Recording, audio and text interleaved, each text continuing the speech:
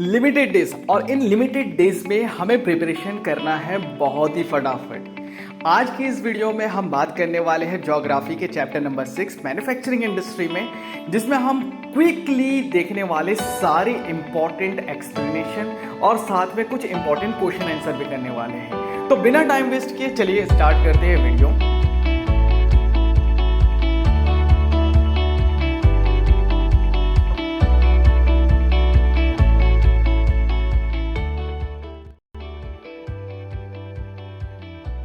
Hey guys, कैसे आप सभी का स्वागत है आपके अपने YouTube चैनल एक्सप्लेन में। आपने देखा होगा हमारे चैनल में कंटिन्यू वीडियोस अपलोड होते जा रहे हैं और उसमें मैं मेन जो पॉइंट्स हैं, इंपॉर्टेंट जो पॉइंट्स हैं, क्वेश्चंस जो आ सकते हैं उसी को अपलोड कर रहा हूं ताकि आगे आपके एग्जामिनेशन की प्रिपरेशन बहुत ही अच्छी तरीके से हो सके। आज हम लोग इसी सीरीज में ज्योग्राफी स्टार्ट करने वाले हैं, जिसमें चैप्टर नंबर 6 मैन्युफैक्चरिंग इंडस्ट्रीज के बारे में बात करने वाले हैं।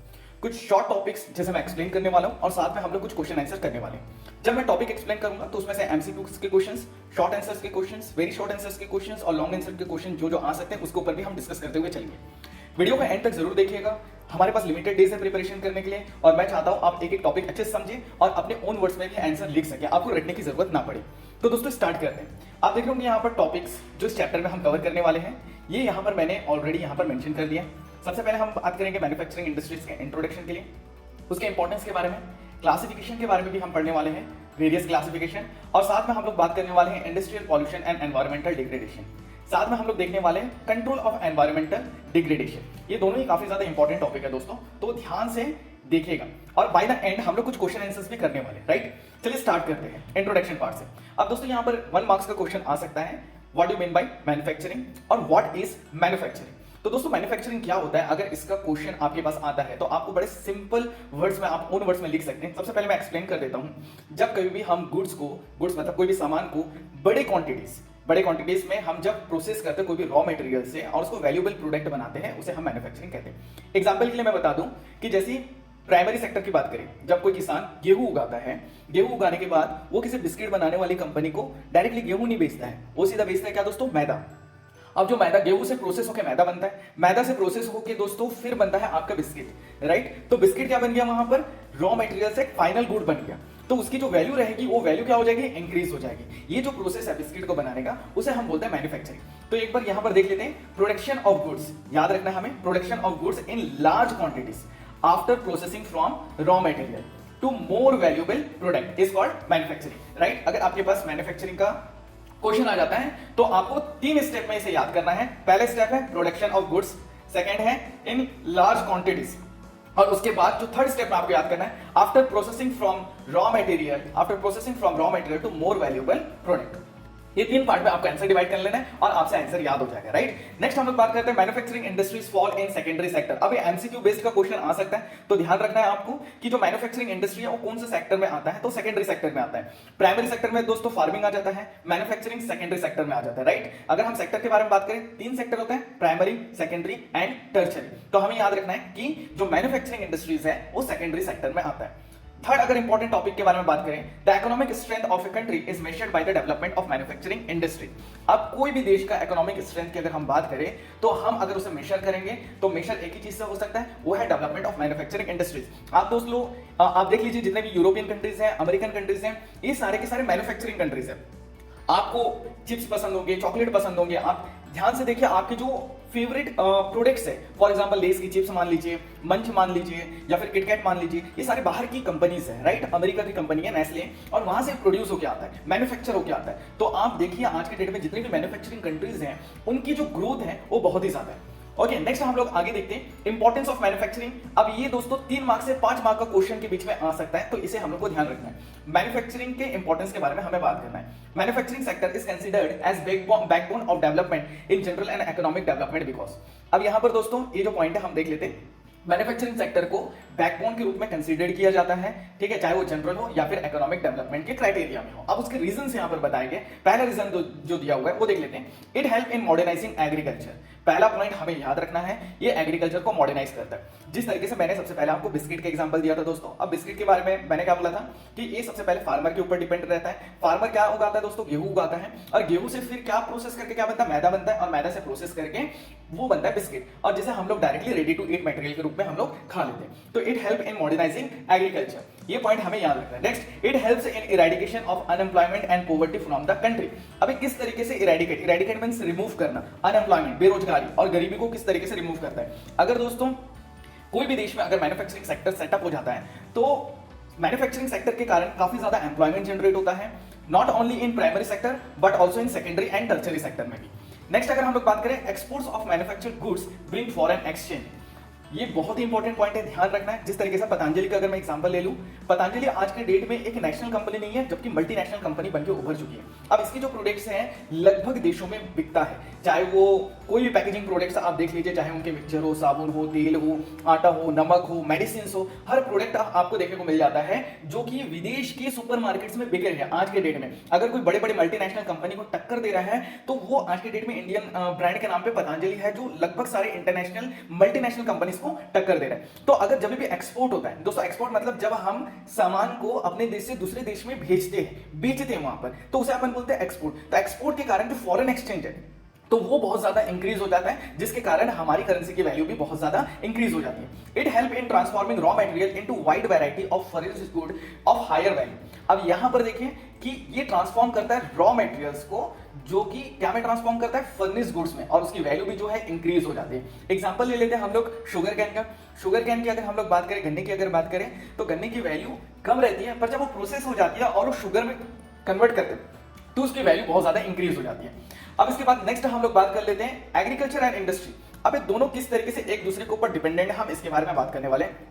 एग्रीकल्चर प्राइमरी सेक्टर है और इंडस्ट्री जो है वो सेकेंडरी सेक्टर है। तो हम प्राइमरी सेक्टर और सेकेंडरी सेक्टर के डिपेंडेंट के बारे में हम इसमें बात करने वाले हैं। Agriculture and industry are dependent on each other. हमें पता है किस तरीके से डिपेंड करता है, इसके बारे में हम बात करते हैं। Industries give a major boost to agriculture by raising it productivity by providing their tools and products such as fertilisers. अब देखिए इंडस्ट्री जो है वो एग्रीकल्चर को बूस्ट करने में मदद करता है, वो इसको बहुत सारी चीजों में हेल्प करता है, चाहे वो मशीनरी हो, चाहे वो फर्टिलाइजर हो, ऐसा बहुत सारे टूल्स को प्रोवाइड करता है जिससे एग्रीकल्चर बहुत ही ज्यादा बूम करता है, प्रोसेस काफी ज्यादा इजी हो जाता है। फर्टिलाइजर के बारे में बात करें दोस्तों, फर्टिलाइजर के कारण उसकी प्रोडक्टिविटी बढ़ जाती है। वहीं पर मशीनरी के बारे में बात करें, चाहे वो हार्वेस्टिंग मशीनरी बोल लो या फिर आप ट्रैक्टर्स बोल लो, ये उसकी जो वर्किंग क्राइटेरिया और ज्यादा इजी बना देते हैं। नेक्स्ट पॉइंट के बारे में बात करें, जो इंडस्ट्री है एग्रीकल्चर के ऊपर डिपेंड रहता है रॉ मटेरियल्स के लिए। हमने बिस्किट की बात कर दिया, चॉकलेट की बात कर दिया, या फिर मान के चलिए कोई भी ऐसे फूड आइटम्स हो गया, पैकेजिंग आइटम्स हो गया, जैसे जूट मान लीजिए। तो ये सारे के सारे एग्रीकल्चर प्रोडक्ट है, जिसके कारण जब फाइनल गुड्स में बनता है, जैसे शुगर फाइनल गुड्स में बन रहा है, बिस्किट फाइनल गुड में बन रहा है, चॉकलेट फाइनल गुड में बन रहा है, ठीक है, कोई भी फूड प्रोडक्ट फाइनल गुड्स में बन रहा है, तो ये डिपेंडेंट है एग्रीकल्चर के ऊपर। And sell their products such as irrigation pumps, fertilisers, insecticides, pesticides, plastics and PVC pipes, machines and tools etcetera. और जो इंडस्ट्री है, इंडस्ट्री के बहुत सारे सामान जो है वो एग्रीकल्चर सेक्टर में या फिर प्राइमरी सेक्टर को बेचा जाता है। एग्जांपल्स के लिए pump, fertiliser, insecticide, pesticide, plastic, PVC pipe वगैरह वगैरह दिए हुए। तो ये सारी चीज आपको याद रखना है दोस्तों। नेक्स्ट इंपॉर्टेंट टॉपिक है, ये भी 3 मार्क्स के आसपास आ सकता है और बहुत ही ज्यादा इंपॉर्टेंट है, तो मैं चाहता हूं आप इसे बड़े ध्यान से समझिएगा। इसमें लिखा हुआ है contribution of industry to national economy. किस तरीके से हमारी नेशन के इकोनॉमी को ग्रो करने के लिए इंडस्ट्री का बहुत इंपॉर्टेंट रोल है। इसके रूप में भी क्वेश्चन आ सकता है कि role of industry in boosting the national economy. तो आंसर आपके लिए सेम रहेगा यहां पर। तो ये 3 मार्क्स के क्वेश्चंस के आसपास आ सकता है, 3 to 5 marks. The contribution of industry in the GDP is very low in India as compare to eastern Asian economy. तो ये चीज अगर हम कंपैरिजन देखते हैं दूसरे एशियन कंट्रीज के मुकाबले, तो वहां का जो जीडीपी है वो डिपेंड रहता है दोस्तों मैन्युफैक्चरिंग इंडस्ट्रीज के ऊपर। वहीं पर अगर हम मैन्युफैक्चरिंग इंडस्ट्रीज को देखें, उनसे कंपेयर करें, तो हमारा जीडीपी जो फॉर्म होता है उससे बहुत ही ज्यादा लो रहता है। उसके बाद अगर हम लोग बात करें, जो national manufacturing competitiveness council formed है, एनएमसीसी, ध्यान रखिएगा, इससे क्वेश्चन आ सकता है, इंपॉर्टेंट है। 1 मार्क के क्वेश्चन भी आ सकता है, 3 मार्क्स का क्वेश्चन भी आ सकता है इसी में। एनएमसीसी क्या होता है, या फिर इसका एब्रिविएट फॉर्म भी आपसे पूछ सकता है, what is the abbreviate of NMCC या फिर फुल फॉर्म ऑफ एनएमसीसी। तो आपको ध्यान रखना है नेशनल मैन्युफैक्चरिंग कॉम्पिटिटिवनेस काउंसिल, याद रखना है, इसको आप नोट कर लीजिए अच्छे से, और ये सारे पॉइंट्स को आप ध्यान रखिएगा। has been set up by government to take appropriate policy measures to improve the productivity of manufacturing sector। NMCC दोस्तों गवर्नमेंट का प्रोजेक्ट है। गवर्नमेंट कुछ ऐसे पॉलिसीज बनाती है जिसकी मदद से जो मैन्युफैक्चरिंग इंडस्ट्रीज की जो प्रोडक्टिविटी है वो इंक्रीज हो सके। ये लोन प्रोवाइड करते हैं बड़े बड़े मैन्युफैक्चरिंग इंडस्ट्रीज को या छोटी मैन्युफैक्चरिंग इंडस्ट्रीज को, नई मशीनरी परचेस करने के लिए लोकेशन प्रोवाइड करती है। तो ये एनएमसीसी का काम रहता है ताकि उनकी प्रोडक्टिविटी बहुत ज्यादा इंक्रीज हो सके। इनकी प्रोडक्टिविटी मैन्युफैक्चरिंग इंडस्ट्रीज की। नेक्स्ट इंपॉर्टेंट टॉपिक आ जाता है हमारे पास इंडस्ट्रियल लोकेशन। अब इंडस्ट्रियल लोकेशन उतना भी ज्यादा इंपॉर्टेंट नहीं है, पर फिर भी अगर क्वेश्चन आ जाता है तो आपको ध्यान रखना है। Industrial location basically raw material के अवेलेबिलिटी, लेबर के अवेलेबिलिटी, कैपिटल जहां पर अच्छे खासे हेल्प हो जाए, जहां पर पावर सप्लाई, पावर मतलब यहां पर दोस्तों इलेक्ट्रिसिटी के बारे में बात करते हैं, और आसपास में बड़े मार्केट होने चाहिए ताकि हमारा ट्रांसपोर्टेशन कॉस्ट बच सके। ये सारी चीजों को ध्यान में रखते हुए इंडस्ट्रियल लोकेशन चूज करना चाहिए। After an industrial activity start urbanisation follows. ये बहुत ही सटीक पॉइंट है, आपने नोट किया होगा, जहां कहीं भी इंडस्ट्री एक्टिविटी स्टार्ट हो जाती है उस जगह पर शहरीकरण, अर्बनाइजेशन मतलब शहरीकरण बसना चालू हो जाते हैं। वहां पर आपको स्कूल, हॉस्पिटल्स, मार्केट, सारी चीज आपको देखने को मिल सकता है। जैसे आप रायपुर के पास जाएंगे तो उर्ला आपको देखने को मिल जाएगा। ओके, अहमदाबाद में चले जाइए, आप बॉम्बे में चले जाइए, दिल्ली के आसपास एरिया में चले जाइए, इंडस्ट्रियल एरिया में चले जाइए, तो अर्बनाइजेशन आप देखेंगे कि वो सारी जगह पर फॉलो होते हुए नजर आते ही है। Cities provide market and also provide service such as banking, insurance, transport, labour, consultant and finance advice etcetera to the industries. अब जहां पर अर्बनाइजेशन मतलब सिटी एरिया आ जाता है, तो ये सिटी एरिया में क्या क्या चीजें हमें मिलनी चालू हो जाती है। एक तो मार्केट हो गया, और साथ में बहुत सारे ऐसे सर्विसेज मिल जाती है जो कि एक रूरल एरिया में नहीं मिलता। किस तरह की service? Banking, insurance, transport, labour, consultant और फाइनेंशियल एडवाइस, ये सारी चीज मिलना चालू हो जाती है। Many industries tend to come together to make use of advantage offered by the urban center known as agglomeration economies। बहुत इंपॉर्टेंट है, आपके पास 1 मार्क्स से 3 मार्क्स का क्वेश्चन आ सकता है। एग्लोमरेशन इकोनॉमिक्स क्या होता है, आप नोट कर लीजिए दोस्तों, बहुत ही ज्यादा इंपॉर्टेंट है। तो ये क्या होता है दोस्तों, जब बहुत सारे इंडस्ट्रीज एक जगह पर आ जाते हैं और कभी भी एनएमसीसी के द्वारा कोई भी उनको ऑफर अवेल होता है। फॉर एग्जाम्पल, आपको अगर एग्जाम्पल जितने भी अभी नए नए स्टेट्स फॉर्म हुए हैं, चाहे आप बात कर लीजिए आंध्र प्रदेश जो कि डिवाइड 2 स्टेट्स में डिवाइड हो चुका है, ठीक है। मध्य प्रदेश की अगर बात करें, मध्य प्रदेश और छत्तीसगढ़ में डिवाइड हो गया, राइट। तो ऐसा अगर मान के चलिए जो नए पुराने स्टेट को ब्रेक करके नए स्टेट जब बनते हैं, तो हर नया स्टेट चाहता है कि वहां पर मैन्युफैक्चरिंग इंडस्ट्रीज बहुत ज्यादा डेवलप हो जाए, तो काफी ज्यादा ऑफर करती है कि आप हमारे स्टेट में आइए, हमारे स्टेट में आके आप मैन्युफैक्चर कीजिए, जिस बेसिस पे हम आपसे टैक्स कम लेंगे और साथ में आपको बहुत सारे बुनियादी सुविधाएं देंगे, बहुत सारे फैसिलिटीज प्रोवाइड करेंगे। तो जब ऐसे बहुत सारे इंडस्ट्रीज जब साथ में आते हैं और ऐसे टाइप के ऑफर्स को लोग लेने की कोशिश करते हैं, खासकर अर्बन सेंटर्स में, तो इसे हम लोग बोलते हैं एग्लोमरेशन इकोनॉमिक्स। याद रखना इसे, एग्लोमरेशन इकोनॉमिक्स बहुत इंपॉर्टेंट है। नेक्स्ट दोस्तों, बहुत इंपॉर्टेंट है, क्लासिफिकेशन ऑफ इंडस्ट्रीज। 5 मार्क्स का क्वेश्चन आ सकता है, शॉर्ट क्वेश्चन में से एक है, तो बहुत ही अच्छे से इसे समझ लीजिएगा और हो सके तो इसको फ्लो चार्ट बना लीजिए आप। क्लासिफिकेशन ऑफ इंडस्ट्री के बारे में बात करें, on the basis of source of raw material use, हम किस किस बेसिस में बात करने वाले, ये चीज देख लेते हैं। सबसे पहला पॉइंट ये हमारा बन जाएगा। सेकंड हो जाएगा on the basis of capital investment. Third अगर हम बात करें on the basis of ownership, और इसके बाद लास्ट अगर बात करें based on bulk and weight of raw material and finished goods, right दोस्तों। तो इसे आपको ध्यान रखना है, 4 पार्ट में हम इसके क्लासिफिकेशन पढ़ने वाले। अब पहला जो है बेसिस के किस बेसिस पे है, रॉ मटेरियल की बेसिस पे अगर हम बात करें तो यहां पर एग्रो बेस्ड और मिनरल बेस्ड आ जाता है। तो इसे हम समझ लेते हैं कि एग्रो बेस्ड क्या होता है और मिनरल बेस्ड क्या होता है। एग्रो बेस्ड होता है दोस्तों कोई भी मैन्युफैक्चरिंग इंडस्ट्रीज जब एग्रीकल्चर प्रोडक्ट के ऊपर डिपेंड रहती है। फॉर एग्जांपल, एक बिस्किट बनाने वाली कंपनी वो एग्रीकल्चर प्रोडक्ट के ऊपर डिपेंड है, तो हम उसे बोलेंगे agro based manufacturing industries. Mineral based क्या होता है दोस्तों, जैसा आपने सुना होगा टीएमटी सरिया, राइट। सरिया की अगर हम लोग एग्जांपल ले ले, रॉड की अगर हम लोग एग्जांपल ले ले, तो ये सारे मिनरल्स के ऊपर डिपेंड है, मिनरल के ऊपर बेस्ड है। जब उन्हें आयरन मिलता है, स्टील मिलता है, तो उसे फॉर्म करके मिक्स करके वो सरिया वगैरह बनाते हैं, तो ये मिनरल बेस्ड इंडस्ट्रीज हो गए। नेक्स्ट अगर बात करें on the basis of capital investment. अब on the basis of capital investment के बारे में बात करें दोस्तों, अब ऐसे बहुत सारे मैन्युफैक्चरिंग इंडस्ट्रीज रहते हैं जिसके सेटअप के लिए हमें लिमिटेड पैसे की जरूरत पड़ती है, जो नॉर्मली 1 लाख से 10 लाख या 20 लाख के बीच में हो जाता है। और कुछ ऐसे इंडस्ट्रीज रहते हैं जिसके लिए हमें करोड़ों का इन्वेस्टमेंट करना पड़ता है या अरबों का इन्वेस्टमेंट करना पड़ता है, तब जाकर हम उसका सेटअप कर सकते हैं। तो जब हमारा इन्वेस्टमेंट कम रहता है तो हम उसे बोलते हैं स्मॉल स्केल इंडस्ट्रीज। अब स्मॉल स्केल इंडस्ट्री क्या होता है दोस्तों, जिसमें हम लोग को कुछ लाख रुपीस से लेके करोड़ के अंदर तक का सेटअप के अंदर आ जाता है। मतलब 1 करोड़ के नीचे का जब इन्वेस्टमेंट होता है तो स्मॉल स्केल इंडस्ट्री की कैटेगरी में आ जाता है, और इसके लिए हमें लार्ज नंबर ऑफ लेबर की जरूरत भी नहीं पड़ती, स्मॉल नंबर ऑफ लेबर से हम लोग काम चला भी लेते हैं। लार्ज स्केल इंडस्ट्री के बारे में बात करें जिसमें 1 करोड़ से ज्यादा का सेटअप लगता है, उसे हम लोग बोलते हैं लार्ज स्केल इंडस्ट्रीज। तो ये चीज हमें ध्यान रखना है, लाखों का इन्वेस्टमेंट करके जब हमने सेटअप दिया तो हो गया स्मॉल स्केल इंडस्ट्रीज। जब करोड़ के ऊपर का जब सेटअप लगता है तो उसे हम लोग बोलते हैं large scale industry. For example, मान के चलिए आपकी एक जूता बनाने की मैन्युफैक्चरिंग कंपनी है, तो आपको एक शू मैन्युफैक्चरिंग के लिए क्या क्या चीजों की रिक्वायरमेंट पड़ेगी, लेबर्स और कुछ चीजें, राइट, स्टिचिंग टूल्स, या फिर मान के चलिए कोई लेदर कटिंग जो भी मशीन रहेगी, और ऐसे टाइप की बहुत सारी चीजें हैं जो आपको जरूरत पड़ेगी। बहुत ही मिनिमम कॉस्ट में आपका सेटअप हो जाएगा। पर वहीं पर अगर मैं बताऊंगा कि आपको सीमेंट इंडस्ट्री के सेटअप करना है या फिर मान के चलिए आयरन इंडस्ट्री के सेटअप करना है, तो आपको उसके लिए करोड़ों का इन्वेस्टमेंट करना पड़ेगा। तो ये हो जाता है फर्क स्मॉल स्केल इंडस्ट्री और लार्ज स्केल इंडस्ट्री में। On the basis of ownership, ownership means मालिकाना हक। अब इसमें हम लोग दोस्तों 4 पार्ट में हम लोग बांटने वाले। पहला है public sector, second private sector, third joint sector, और फोर्थ जो है कोऑपरेटिव सेक्टर। पब्लिक सेक्टर के बारे में बात करें, जो गवर्नमेंट ओन करता है, गवर्नमेंट जिसका मालिक होता है, एग्जांपल के लिए भेल, SAIL etcetera. Okay, next private sector के बारे में बात करें, जो इसका मालिक या तो कोई इंडिविजुअल रहेगा या ग्रुप ऑफ इंडिविजुअल, जिस तरीके से मान के चलिए टिस्को, बजाज ऑटो, डाबर इंडस्ट्रीज, ये सारे प्राइवेट सेक्टर है। ज्वाइंट सेक्टर के बारे में बात करें तो ज्वाइंट सेक्टर में दोस्तों स्टेट, इंडिविजुअल और ग्रुप ऑफ इंडिविजुअल इसमें जुड़े हुए रहते हैं, तो इसे हम लोग बोलते हैं ज्वाइंट सेक्टर। बोलने का मतलब है गवर्नमेंट और प्राइवेट मिलकर जब कोई काम करती है तब उसे अपन ज्वाइंट सेक्टर की कैटेगरी में ले लेते हैं।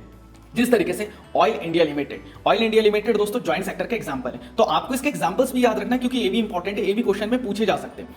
कोऑपरेटिव सेक्टर की अगर हम लोग बात करें तो बेसिकली ऐसा कोई भी इंडस्ट्रीज जो बेसिकली प्रोड्यूसर और सप्लायर्स मिलके जब काम करते हैं तब उसे हम बोलते हैं कोऑपरेटिव सेक्टर।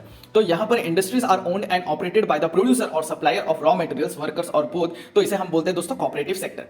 अब लास्ट पॉइंट अगर हम लोग बात करें based on bulk and weight of raw material and finished good के बारे में, तो अगर bulk and weight of raw material के बारे में बात करें तो इसमें होता है दोस्तों हैवी इंडस्ट्रीज और लाइट इंडस्ट्रीज। हैवी इंडस्ट्रीज की कैटेगरी में आ जाता है iron and steel industries. Light industries के कैटेगरी में आ जाता है कोई भी मान के चलिए इलेक्ट्रॉनिक आइटम्स बनाने वाली कंपनी, या फिर मान के चलिए बैग वगैरह बनाने वाली कंपनी, या फिर पेन बनाने वाली कंपनी, राइट, कॉपीज बनाने वाली कंपनी, ये सारी लाइट इंडस्ट्रीज की कैटेगरी में आ जाता है। लास्ट वाला अगर हम लोग देखेंगे यहां पर एग्जांपल के रूप में दिया हुआ है, सबसे पहला जो यहां पर पॉइंट दिया हुआ था एग्रो बेस्ड इंडस्ट्रीज, जो कि मैं आपको पहले ही समझा चुका हूं कि एग्रो बेस्ड इंडस्ट्रीज क्या होते हैं, मिनरल बेस्ड इंडस्ट्रीज क्या होते हैं। इसके बाद दोस्तों इसके इंपॉर्टेंट पॉइंट के बारे में बात कर लेते हैं, कुछ जो एग्जाम में आ सकता है।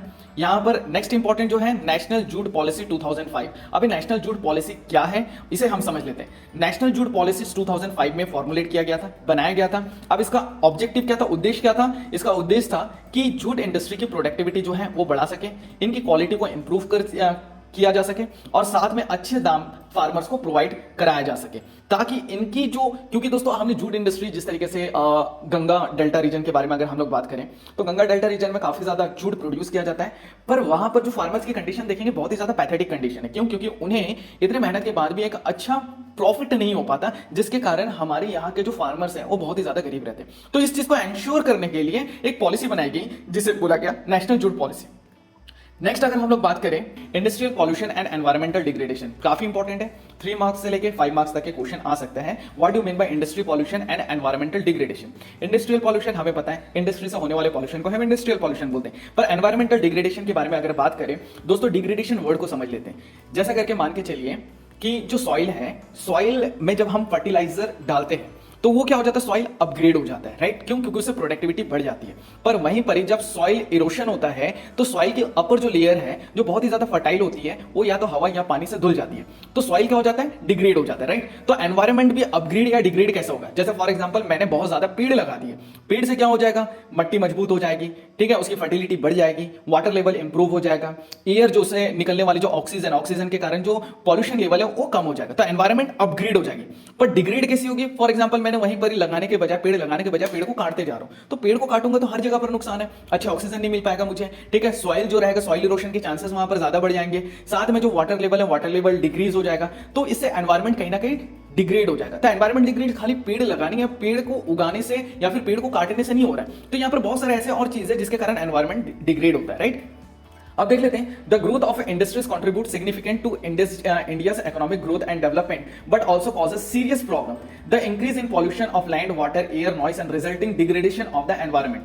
अब देखिए, जब भी इंडस्ट्री कभी भी बढ़ती है, इंडस्ट्री जहां कहीं भी ग्रो होगा तो उसके आसपास के एरिया में बहुत ही ज्यादा सीरियस प्रॉब्लम आने चालू हो जाते हैं। किस तरह के सीरियस प्रॉब्लम के बारे में बात कर रहे हैं? उससे निकलने वाले एफ्लुएंट के कारण लैंड, वाटर, एयर, नॉइस, ये सारे के सारे पॉल्यूट होने चालू हो जाते हैं, जिसका रिजल्ट अगर हम लोग बात करें तो एनवायरमेंट जो है वो डिग्रेड होना चालू हो जाता है। जहां इंडस्ट्रियल ग्रोथ होगा वहां एनवायरमेंट डिग्रेड होना स्टार्ट हो जाता है। क्यों? क्योंकि उससे निकलने वाले एफ्लुएंट पॉल्यूट कर देते हैं लैंड, वाटर, एयर और नॉइस को। अब इंडस्ट्रीज 4 तरह के पॉल्यूशन के लिए रिस्पॉन्सिबल होता है, तो थोड़ा सा हमें ध्यान रखना है। 4 टाइप ऑफ पॉल्यूशन के लिए रिस्पॉन्सिबल होती है, एयर, वाटर, लैंड और नॉइस। अब बात कर लेते हैं पहले एयर पॉल्यूशन के बारे में। ये किसके कारण एयर पॉल्यूट होता है? जब कभी भी इंडस्ट्री से निकलने वाला अनडिजायरेबल गैस जैसे सल्फर डाइऑक्साइड, कार्बन मोनोऑक्साइड जब निकलता है हेवी अमाउंट में तो हमारे एयर को पॉल्यूट करना चालू कर देता है। साथ में जो स्मोक निकलता है वहां से निकलने वाला धुआं, जो बेसिकली केमिकल और पेपर फैक्ट्री, साथ में जो ईटा बनाने वाली फैक्ट्रीज है, रिफाइनरीज है, या फिर मान के चलिए जहां पर जो आयरन वगैरह है उसे पिघलाया जाता है, ये सारी चीजों के कारण वहां से जो निकलने वाला धुआं है उससे भी एयर पॉल्यूशन होता है। इसके साथ साथ इसका इफेक्ट कहां पर होता है? इसका effect human health, animals, plants, buildings और हमारे आसपास के एटमॉस्फेयर में सबसे ज्यादा इफेक्ट होता है। वाटर पॉल्यूशन के बारे में बात करते हैं तो वाटर पॉल्यूशन किसके कारण होता है? जब कभी भी कोई भी इंडस्ट्री से ऑर्गेनिक या इनऑर्गेनिक इंडस्ट्री से जो वेस्ट है वो डायरेक्टली लोग डिस्चार्ज कर देते हैं रिवर में, रिवर वाटर में, पॉन्ड वाटर में, या फिर कोई भी ऐसा सोर्स है जहां पर पानी रहता है, वहां पर जब ये डिस्चार्ज कर देते हैं तो वो जो पानी है वो पॉल्यूट हो जाता है। अब ये बेसिकली कौन कौन से ऐसे इंडस्ट्री है जो रिस्पॉन्सिबल है वाटर पॉल्यूशन के लिए? Fly ash, phosphogypsum, iron and steel slags, ये सारे कुछ इंडस्ट्रीज है जिसके कारण सबसे ज्यादा जो वाटर है वो पॉल्यूट होता है। इसके बाद थर्मल पॉल्यूशन के बारे में बात करें तो थर्मल पॉल्यूशन भी एक बहुत मेजर प्रॉब्लम है या फिर पॉल्यूशन है जिसके कारण वाटर पॉल्यूट होता है। It occurs when hot water from factories and thermal plant is drain into rivers and ponds before cooling. अब थर्मल पॉल्यूशन दोस्तों, पानी से जब हम लोग इलेक्ट्रिसिटी प्रोड्यूस करते हैं, इतना ज्यादा गर्म होता है कि उसे बिना कूल किए जब पानी में डिस्चार्ज कर दिया जाता है तो जो एक्वेटिक लाइफ है या मरीन लाइफ है वो बहुत ज्यादा नुकसान पहुंचता है उसमें, जिसके कारण एक जो चेन है, एनवायरमेंट का जो चेन है वो ब्रेक हो जाता है। तो ये भी पॉल्यूशन का एक बहुत बड़ा रिस्पॉन्सिबल फैक्टर है। नेक्स्ट अगर नॉइस पॉल्यूशन के बारे में बात करें, industrial and construction activities, machinery, factory equipment, generators. अब नॉइस पॉल्यूशन कहां से होता है? बहुत सारी जगह से होता है, जैसे बड़े बड़े इंडस्ट्रीज हो गया या फिर कंस्ट्रक्शन एक्टिविटी होता है, आपने देखा होगा बहुत ज्यादा नॉइस होते रहता है। मशीनरीज के कारण, फैक्ट्री इक्विपमेंट्स के कारण, जनरेटर्स के कारण, ये सारे नॉइस पॉल्यूशन के रिस्पॉन्सिबल है। इसके साथ इसके कारण आजकल आपने देखा होगा काफी सारे लोगों को सुनने की क्षमता जो है वो रिड्यूस होते जाएगी। अब उसके पीछे बहुत बड़ा रीजन आ गया, आजकल ईयरफोन लोग यूज कर रहे, फोन यूज कर रहे, तो वो भी एक रीजन है। पर हियरिंग इंपेयरमेंट आने चालू हो गए। इंक्रीज हार्ट रेट, लोगों का जो हार्ट रेट है वो भी इंक्रीज हो गया, जो कि नुकसानदायक है, नॉर्मल से ज्यादा हो जाएगा, तो ऐसे लोगों को हार्ट अटैक आने के चांसेस भी हैं वो बढ़ जाते हैं। ब्लड प्रेशर इंक्रीज हो जाता है और बहुत सारे मेंटल और साइकोलॉजिकल इफेक्ट भी देखने को मिलते हैं नॉइस पॉल्यूशन के कारण। तो आपको ये जो industrial pollution and environmental degradation है, इसको आपको याद रखना है, बड़ा सिंपल है। आपको 4 पार्ट में आपको याद रखना है। पहले उसका इंट्रोडक्टरी पार्ट आप लिख लीजिए, उसके बाद नेक्स्ट जो है 4 टाइप के पॉल्यूशन को रिस्पॉन्सिबल है, और चारों को आप क्या कीजिए, चारों में से आप पहला पॉइंट, 2 पॉइंट लिख लीजिए। एयर पॉल्यूशन किसके कारण होता है, दूसरा इसका इफेक्ट किस किस के ऊपर पड़ता है, सब में वही कर लीजिए। वाटर पॉल्यूशन में भी वही कर लीजिए, लैंड में भी, नॉइस में भी, कि ये क्या क्या रीजन से होता है, और दूसरा उसका इफेक्ट किस किस चीजों के ऊपर होता है और क्या क्या होता है, मेन इफेक्ट क्या है, इतना आप लिख लीजिए। आपको फुल मार्क्स स्कोर करने से कोई भी नहीं रोक सकता, राइट। इसके बाद नेक्स्ट है कि ये हमारा लास्ट टॉपिक है, कंट्रोल ऑफ एनवायरमेंटल डिग्रेडेशन। हमें एनवायरमेंटल डिग्रेडेशन को किस तरीके से कंट्रोल करना है इसके बारे में बात कर लेते हैं। Some suggestion to reduce the industrial pollution of fresh water are. अब यहां पर कुछ सजेशन दिए गए हैं ताकि जो वाटर पॉल्यूशन हो रहा है इंडस्ट्रीज के कारण वो किस तरीके से मिनिमाइज कर सके। तो सबसे पहला चीज है कि हमें minimise use of water for processing by reusing and recycling it in 2 or more successive stages.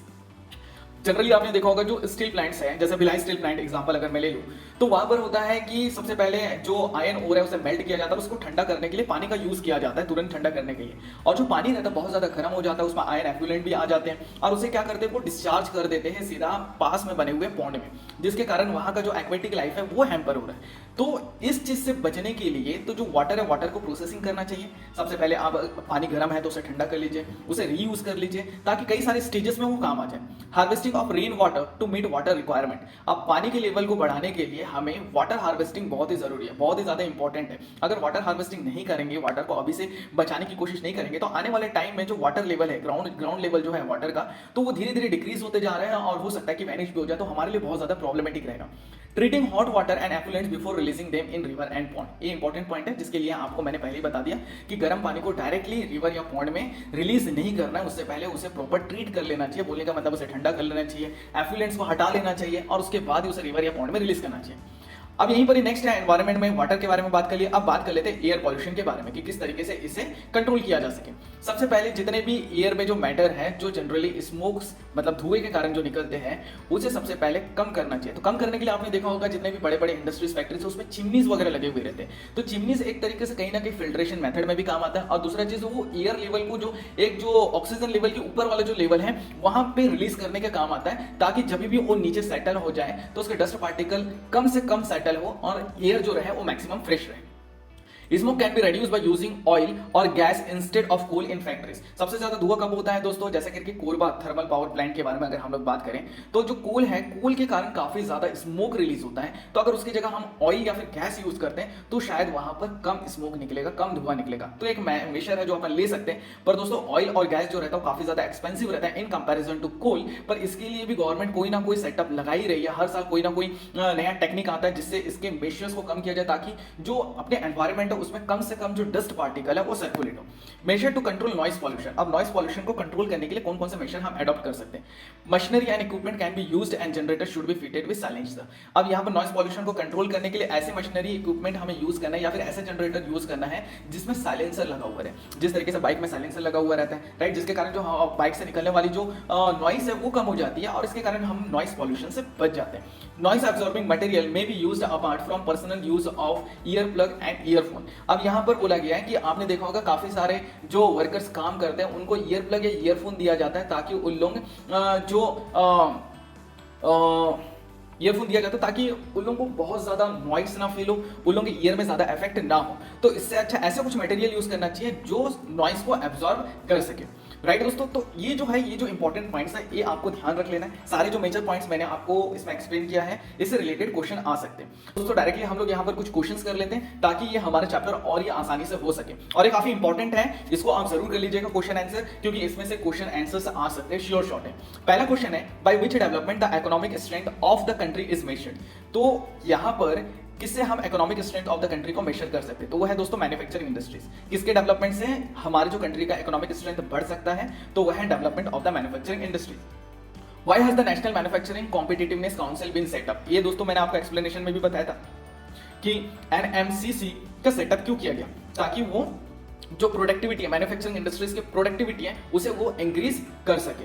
Next है, name 3 human input that control location of industries. अब 3 ऐसे ह्यूमन इनपुट हैं जो इंडस्ट्री के लोकेशन को तय करता है। तो वो 3 जो ह्यूमन इनपुट है वो है लेबर, मार्केट और ट्रांसपोर्ट फैसिलिटीज। ये 3 चीज यहां पर रहेंगे, वहां इंडस्ट्री सेटअप हो जाएगा। रॉ मटेरियल जरूर फैक्टर है, पर रॉ मटेरियल यहां पर नहीं पूछा, ह्यूमन इनपुट पूछा है जो कि एक नेसेसरी एलिमेंट है ताकि हम इंडस्ट्री सेटअप कर सके। What are light industries. अब ये भी क्वेश्चन है कि लाइट इंडस्ट्रीज क्या है। ऐसे इंडस्ट्रीज जो लाइट रॉ मटेरियल यूज करते हैं और साथ में लाइट गुड प्रोड्यूस करते हैं, तो उसे हम लाइट इंडस्ट्रीज कहते हैं। Name 4 important cotton textile centre of Maharashtra. तो महाराष्ट्र के 3 कॉटन टेक्सटाइल सेंटर का नाम बताना है। मुंबई, सोलापुर, पुणे और नागपुर, ये 4 कॉटन टेक्सटाइल सेंटर है महाराष्ट्र के। Name 2 most important sugar producing states in India. तो दोस्तों उत्तर प्रदेश और महाराष्ट्र, ये तो नाम आपको याद रखना है। ये 2 जगह पर जहां पर शक्कर का उत्पादन सबसे ज्यादा होता है हमारे देश में। पहले नंबर पे आता है उत्तर प्रदेश, दूसरे नंबर पे आता है Maharashtra. Name 3 major air pollutant. 3 major air pollutant के नाम बताना है। ऐसे पॉल्यूटेंट दोस्तों वो चीज होता है, वो एलिमेंट है जो एयर को पॉल्यूट करता है। तो वो 3 एयर पॉल्यूटेंट का नाम बताना है। पहला एयरबोर्न डस्ट, दूसरा है स्मोक और तीसरा है अनडिजायरेबल गैसेस। तीसरा है अनडिजायरेबल गैसेस। नेक्स्ट क्वेश्चन हमारे लिए बहुत ज्यादा इंपॉर्टेंट हो जाता है, what do mean by agglomeration economics. Many industries tend to come together to make use of advantage offered by the urban center known as agglomeration economics। आपको पहले ही बता दिया मैंने, इससे पहले एक्सप्लेनेशन में बताया था, इंपॉर्टेंट है, इससे रिलेटेड क्वेश्चन आ सकता है। जब बहुत सारे इंडस्ट्रीज कोई भी एक अर्बन एरिया में सेट हो जाती है जहां पर उन्हें बहुत अच्छे ऑफर्स मिलते हैं ताकि वो लोग सेटअप होने के बाद, वहां पर सेटअप करने के बाद वो लोग बहुत ही अच्छा प्रॉफिट अर्न कर सके। तो ऐसा जब कोलैबोरेशन होता है, बहुत सारी इंडस्ट्रीज जब एक साथ आती है और एक जगह सेट हो जाती है, तो इसे हम लोग बोलते हैं एग्लोमरेशन इकोनॉमिक्स। नेक्स्ट अगर हम लोग बात करें शॉर्ट आंसर टाइप क्वेश्चंस के बारे में, पहला क्वेश्चन हमारे पास है, describe the importance of manufacturing sector in countries like India और the economic strength of a country is measured by the development of manufacturing industries. Justify this statement with example. हमें importance of manufacturing sector को describe करना है, right. इसके लिए आपको explanation में मैंने पहले भी बता दिया। वापस इसके आंसर देख लेते हैं। 4 पॉइंट में इसका आंसर है, शॉर्ट आंसर है, मतलब 3 पॉइंट आप लिखेंगे 3 मार्क्स के हिसाब से। अगर 4 मार्क्स का तो 4 मार्क्स के हिसाब से आप लिख सकते हैं। Manufacturing industries help in modernising agriculture. पहला important point, manufacturing industries agriculture को मॉडर्नाइज करता है। नेक्स्ट, ये जो जॉब है, जॉब डिपेंडेंसी वो रिड्यूस कर लेता है, क्योंकि ये काफी ज्यादा नए जॉब अपॉर्चुनिटी प्रोवाइड करता है हमारे यूथ को, लोगों को। Industrial development reduces unemployment and poverty. जो इंडस्ट्रियल डेवलपमेंट है ये भी रिड्यूस कर देता है अनएम्प्लॉयमेंट और पोवर्टी को। ये काफी इंपॉर्टेंट फैक्टर है, ध्यान रखना है कि बेरोजगारी और गरीबी को ये कम करने में मदद करता है। It also brings down regional disparities. अब यहाँ पर देखिए, एक स्टेट दूसरे स्टेट के ऊपर जो डिपेंडेंसी रहता है, वो जो उसके कारण जो काफी सारे स्टेट के बीच में मनमुटाव रहता है, काफी सारे स्टेट क्या करते हैं, ये सोचते हैं कि हम लोग बेटर है, तो ये जो रीजनल डिस्पैरिटीज है उसको भी ये रिड्यूस कर देता है। नेक्स्ट सेकंड क्वेश्चन की बात करें, define the term manufacturing classifying industries on the basis of source of raw material used. अब यहां पर देखिए क्वेश्चन इस तरह के आ सकते हैं आपके पास। एक तो मैन्युफैक्चरिंग आपको डिफाइन करने के लिए आ सकता है, और जो हमने क्लासिफिकेशन पढ़ा था, 4 बेसिस पे हम क्लासिफिकेशन पढ़े थे, उसमें से कुछ इस तरीके से पर्टिकुलर आ सकते हैं कि रॉ मटेरियल के बेसिस पे आप क्लासिफाई कीजिए। डेफिनेशन करते हैं, जब भी हम कोई भी गुड को लार्ज क्वांटिटी में प्रोसेस करते हैं रॉ मटेरियल से और उस रॉ मटेरियल को मोर वैल्यूएबल प्रोडक्ट में कन्वर्ट करते हैं तो इसे हम मैन्युफैक्चरिंग बोलते हैं। अब वहीं पर अगर क्लासिफिकेशन के बारे में बात करें on the basis of raw material, तो ये दो पार्ट में हम मेंशन कर सकते हैं, एक है एग्रो बेस्ड, दूसरा है mineral based. Agro based industry के बारे में बात करें cotton, wool, jute, silk, textile, food and beverages, याद रखिएगा, ऐड कर लीजिएगा। मिनरल बेस्ड के बारे में बात करें आयरन, स्टील, सीमेंट, ओके, तो ये सारे मिनरल बेस्ड इंडस्ट्रीज हैं। थर्ड क्वेश्चन के बारे में बात करें, agriculture gives boost to the industrial sector, support the statement with argument, और agriculture and industry are not exclusive of each other, they move hand in hand, justify this statement। अब देखिए दोस्तों, agriculture और इंडस्ट्रियल का जो हम एक दूसरे के ऊपर डिपेंडेंसी वाला जो पॉइंट एक्सप्लेन किया था, ये लगभग वही पॉइंट से रिलेट करता है ये question. Agriculture gives boost to the industrial sector, या फिर agriculture and industry are not exclusive of each other, एक दूसरे से अलग अलग नहीं है, ये इंक्लूसिव ऑफ ईच अदर है, राइट। तो इस स्टेटमेंट को हमें जस्टिफाई करना है। The agro industry in India have been a major boost to agriculture, right? अब यहां पर अगर हम लोग बात करें, जो एग्रो इंडस्ट्रीज है वो सबसे मेजर बूस्ट करता है हमारे एग्रीकल्चर को। तो एग्रो इंडस्ट्रीज के बारे में बात करें, चाहे वो कॉटन हो, शुगर कैन हो, राइट, ये सारे एग्रीकल्चर इंडस्ट्रीज है। Agriculture depend on industries for products such as irrigation pump, fertilizer, insecticide, pesticide, machine and tool। अब जो एग्रीकल्चर है, एग्रीकल्चर डिपेंड करता है इंडस्ट्री के ऊपर, क्योंकि इंडस्ट्रीज उन्हें बहुत सारे ऐसे चीज बना के देता है जो उनके एग्रीकल्चर प्रोसेस को इजी कर देता है। जिस तरीके से इरिगेशन पंप हो गया, फर्टिलाइजर हो गया, इंसेक्टिसाइड्स हो गए, पेस्टिसाइड्स हो गए, मशीन्स हो गए या फिर टूल्स हो गए। Industrial development help agriculture in increasing their production and make production process very efficient. अब जो इंडस्ट्रियल डेवलपमेंट है वो एग्रीकल्चर को इंक्रीज करने में मदद करता है और साथ में उसके प्रोडक्शन को बढ़ाने में भी मदद करता है। नेक्स्ट क्वेश्चन है, explain any 3 factors which are responsible for the concentration of cotton textile industry in Maharashtra and Gujarat in early years. दोस्तों ध्यान रखना है आपको, जब भी आप कंटिन्यूसली पढ़ते रहेंगे तो आपको ध्यान रखना है कि आप किस टॉपिक के बारे में पढ़ रहे हैं। बार बार वो टॉपिक को दिमाग में रिपीट करते जाइए ताकि आपके लिए वो काम जो है बहुत ही ज्यादा आसान हो जाए और बहुत ही इजी तरीके से आप उसको समझ के लिख सकें। क्योंकि अगर आप ये बार बार नहीं करेंगे तो आपके दिमाग से वो स्किप हो जाएगा और आप चाहकर भी उस चीज को याद नहीं रख पाएंगे। क्योंकि जनरली अभी वाले टाइम में यही होता है कि आप लोगों के दिमाग से बार बार वो स्किप हो जाता है, बार बार आप भूल जाते हैं। तो आप कहीं नोट करते जाइए और चीज को लिखते जाइए। Explain any 3 factors which are responsible for the concentration of cotton textile industry in Maharashtra and Gujarat in early years। तो दोस्तों नेक्स्ट क्वेश्चन कहता है 3 फैक्टर के बारे में बात करना है जो कि रिस्पॉन्सिबल है कॉटन टेक्सटाइल इंडस्ट्री को, क्यों कॉटन टेक्सटाइल इंडस्ट्री महाराष्ट्र में सबसे ज्यादा है और गुजरात में सबसे ज्यादा है, राइट। अभी रीजन है concentration of cotton textile industries, इसका मीन वही निकलता है कि वहां पर सबसे ज्यादा टेक्सटाइल इंडस्ट्रीज क्यों है, ये चीज हमें बताना है। 3 पॉइंट्स है यहाँ पर दोस्तों, रॉ मटेरियल अवेलेबल है वहां पर, रेडी मार्केट अवेलेबल है और वहां पर ट्रांसपोर्टेशन सिस्टम भी बहुत अच्छा है। ये 3 रीजन है जिसके कारण वहां पर सबसे ज्यादा कॉटन टेक्सटाइल इंडस्ट्रीज आपको देखने को मिल जाएगा। Why is cotton textile industry the largest industry in India today? Give 3 reason। Cotton textile industry सबसे बड़ा इंडस्ट्री क्यों है इंडिया का आज, इसके 3 रीजन हमें बताना है। कॉटन टेक्सटाइल इंडस्ट्रीज एक तो 14% जो है टोटल इंडस्ट्रियल प्रोडक्शन को कंट्रीब्यूट करता है। वेरी इंपॉर्टेंट पॉइंट, परसेंट आप याद रखिएगा क्योंकि डेटा अगर मेंशन करते तो इंप्रेसिव रहता है, आंसर को ज्यादा इफेक्टिव बना देता है। It provide employment to 35 million persons directly. अभी 35 मिलियन पर्सन को डायरेक्टली एम्प्लॉयमेंट प्रोवाइड करता है, चाहे वो सेकेंडरी सेक्टर के बेसिस पे या फिर टर्शियरी सेक्टर के बेसिस पे ऊपर एम्प्लॉयमेंट प्रोवाइड करता है। The second largest after agriculture. तो सबसे ज्यादा एग्रीकल्चर प्रोवाइड करने वाला सेक्टर कौन सा है, प्राइमरी सेक्टर। उसके बाद अगर हम लोग बात करें मैन्युफैक्चरिंग सेक्टर, तो ये है सेकंड लार्जेस्ट एग्रीकल्चर के बाद। It earns foreign exchange and about 24.6%। तो 4% हमारे जीडीपी का ही निकाल के लेके आता है। तो फॉरेन एक्सचेंज में नियर बाय 24.6% का फॉरेन एक्सचेंज इससे किया जाता है। नेक्स्ट अगर हम क्वेश्चन की बात करें, why in recent year the sugar mill have shifted to southern and western state. तो अभी अगर बात करें हम लोग कि जनरली जो शुगर इंडस्ट्रीज है वो सदर्न या वेस्टर्न स्टेट की तरफ शिफ्ट क्यों होते गई है, अब रीजन हमें बताना है। क्योंकि जो गन्ने हैं दोस्तों वेस्टर्न स्टेट की अगर हम लोग बात करें तो वहां पर सबसे ज्यादा सुक्रोज रहता है। वेस्टर्न स्टेट बोलने से महाराष्ट्र, ओके, तो ये हमें ध्यान रखना है, महाराष्ट्र की तरफ ज्यादा शिफ्ट हो गया है। क्यों? क्योंकि वहां पर सबसे ज्यादा सुक्रोज जो कि शुगर कंटेंट के लिए बहुत ही ज्यादा अच्छा रहता है। दूसरा, जो क्लाइमेट की कंपैरिजन करें तो क्लाइमेट ज्यादा कूलर है in comparison to other part, तो इसीलिए वहां पर जो क्रशिंग सीजन रहता है, जो गन्ने का रस निकालने का जो सीजन रहता है वो इंक्रीज हो जाता है। उसके बाद the cooperatives are more successful in this state. अब दोस्तों कोऑपरेटिव सेक्टर के बारे में बात किए थे, जहां पर मैन्युफैक्चरर और जो लेबर प्रोवाइडर या फिर रॉ मटेरियल प्रोवाइडर इन लोग मिलकर जब काम करते हैं तो इसे हम लोग कोऑपरेटिव सेक्टर बोलते हैं। तो वहां पे ज्यादा सक्सेसफुल है, कहां पर, वेस्टर्न और सदर्न इंडिया में। तो ये एक रीजन है जिसके कारण जो शुगर मिल्स है वो शिफ्ट हो गया है वेस्टर्न स्टेट और सदर्न स्टेट में। नेक्स्ट क्वेश्चन है, describe any 3 major important faced by weaving and processing sector in cotton textile. अब यहां पर 3 मेजर प्रॉब्लम के बारे में हमें बात करना है cotton sector, cotton textile industry के।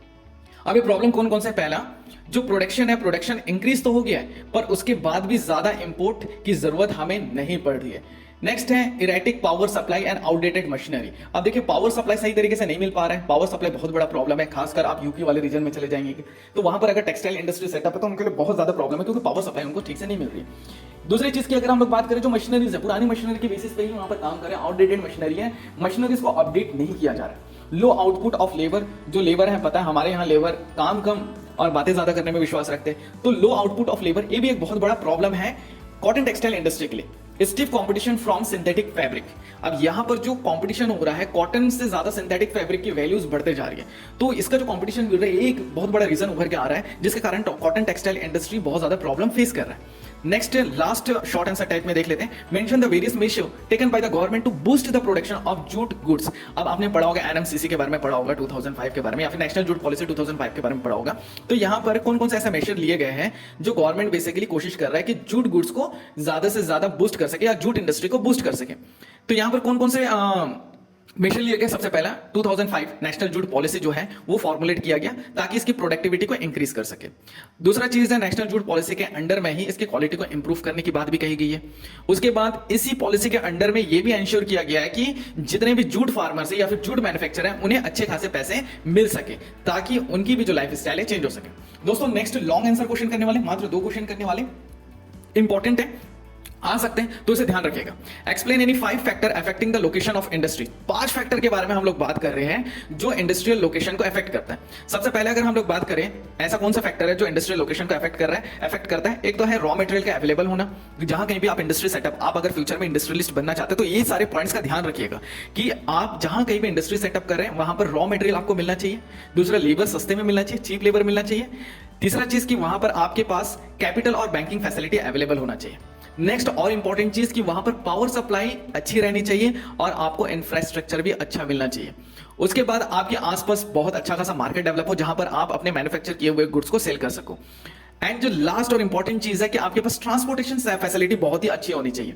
अगर ये पॉइंट को ध्यान रखेंगे तो आपका जो इंडस्ट्री रहेगा वो हमेशा बूमी करेगा, बूस्टअप रहेगा, कभी भी वो डिक्रीज नहीं होगा। नहीं तो दोस्तों लेबर नहीं मिलेगा तो लेबर आपको बाहर से लाना पड़ेगा, महंगे लेबर्स मिल जाएंगे आपको, तो लेबर आपको सस्ते भी चाहिए तो लोकल लेबर्स मिल जाएंगे तो आपके लिए बढ़िया रहेगा।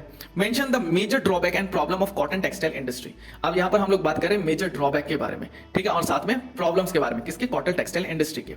अब यहां पर जो ड्रॉबैक है और प्रॉब्लम्स है अगर कॉटन टेक्सटाइल इंडस्ट्री के बारे में बात करें तो ये एक बहुत बड़ा इंपॉर्टेंट टॉपिक इस चैप्टर का, कॉटन टेक्सटाइल इंडस्ट्रीज। ध्यान रखिएगा इसलिए बार बार इससे रिलेटेड क्वेश्चंस है। इवन तो मिनरल बेस्ड इंडस्ट्रीज भी है, क्लासिफिकेशंस में देख रहे हैं आप लोग, पर एक कॉटन टेक्सटाइल इंडस्ट्रीज बहुत ही इंपॉर्टेंट टॉपिक इस चैप्टर का, इससे आ सकता है। Cotton textile industry in India suffers from some problem. सबसे पहला है कि यहाँ पर वर्ल्ड क्लास प्रोडक्शन होता तो है, क्वालिटी ऑफ स्पिनिंग भी है, पर इसकी जो सप्लाई है वो लो क्वालिटी के फैब्रिक के कारण रिड्यूस हो जाती है। तो ये चीज आपको ध्यान रखना है कि फैब्रिक अगर अच्छा रहेगा तो वर्ल्ड क्लास प्रोडक्शन अपने आप बन जाएगा। ओके, अब ये लो क्वालिटी फैब्रिक क्यों मिलता है? क्योंकि ये छोटे छोटे यूनिट में बनता है, ठीक है, और यहां पर क्या हो जाता है, फैब्रिक हमेशा मिसमैच हो जाता है, तो ये बहुत बड़ा ड्रॉबैक है। अब यहां पर बहुत सारे जो हमारे स्पिनर है वो लोग कॉटन यार्न एक्सपोर्ट करते हैं, राइट, मतलब बाहर में भेजते हैं ताकि, और दूसरा चीज वो लोग क्या करते हैं, जो फैब्रिक है, दूसरे फैब्रिक है उसे इंपोर्ट करते हैं, जो सिंथेटिक फैब्रिक होते हैं उसे इंपोर्ट करते हैं और कॉटन यार्न को बेचते हैं। तो ये भी एक रीजन है, ड्रॉबैक है। दूसरा है although the production of staple cotton has increased but we still need to import good quality staple cotton। अब देखिए हमारा जो कॉटन है, स्टेपल कॉटन, जो यहाँ के लोकल कॉटन है वो इंक्रीज तो हुआ है पर अभी भी अच्छे क्वालिटी के कॉटन हमें नहीं मिल पा रहे हैं, तो ये भी एक ड्रॉबैक है जिसकी हमें रिक्वायरमेंट है। कॉटन टेक्सटाइल इंडस्ट्री में पावर सप्लाई की प्रॉब्लम है जिसके कारण लेबर प्रोडक्टिविटी भी रिड्यूस हो जाती है।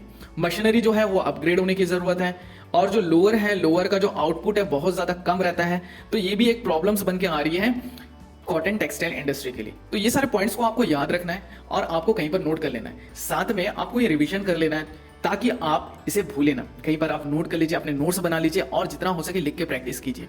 आप एक एक बार इसे एटलीस्ट लिख लीजिए ताकि आपको, क्योंकि जनरली अभी जितने भी बच्चों से मेरी बात हो रही है जो एग्जामिनेशन देके आ रहे हैं, तो उनसे एक जवाब मिल रहा है कि उनके पास एप्रोप्रिएट टाइम नहीं मिल पा रहा है, उनसे आंसर छूट जा रहा है।